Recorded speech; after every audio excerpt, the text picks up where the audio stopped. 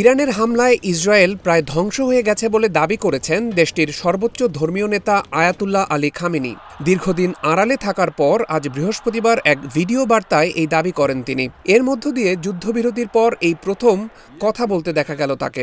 অবশ্য ভিডিও বার্তা দেওয়ার আগে মাইক্রো ব্লগিং সাইট এক্সে পোস্টও করেছেন এই নেতা। কাতার ভিত্তিক সংবাদ মাধ্যম আল জাজিরার প্রতিবেদন থেকে জানা যায়, ইরান এই যুদ্ধের মাধ্যমে আমেরিকাকে কোষে চড় মেরেছে বলে মন্তব্য করেছেন আয়াতুল্লাহ আলী খামেনি। খামেনি আরও বলেছেন, মার্কিন ঘাঁটিতে আঘাত করাটা ভালো হয়েছে এবং ভবিষ্যতে হুমকির মুখে এর পুনরাবৃত্তি হতে পারে।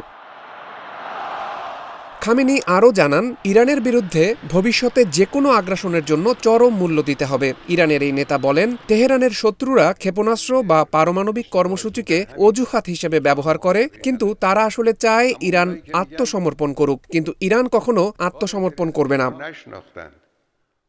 ইরানের সর্বোচ্চ ধর্মীয় নেতা বলেন, একদিন মানবাধিকারের কথা বলে, আরেকদিন নারীদের কথা বলে, এরপর পরমাণুর কথা বলে, তার উপর ক্ষেপণাস্ত্রের কথা বলে এরা আমাদের বিষয়ে নাক গলাতে আসে। আসলে এরা চায় আমরা যাতে মাথা নত করি, কিন্তু ইরান কখনো মাথা নত করবে না। পারমাণবিক স্থাপনায় মার্কিন হামলায় উল্লেখযোগ্য ক্ষতি হয়নি বলেও দাবি করেছেন এই নেতা। তিনি বলেন, পরমাণু কর্মসূচিতে হামলা করে তারা আসলে কোনো গুরুত্বপূর্ণ অর্জন করতে পারেনি।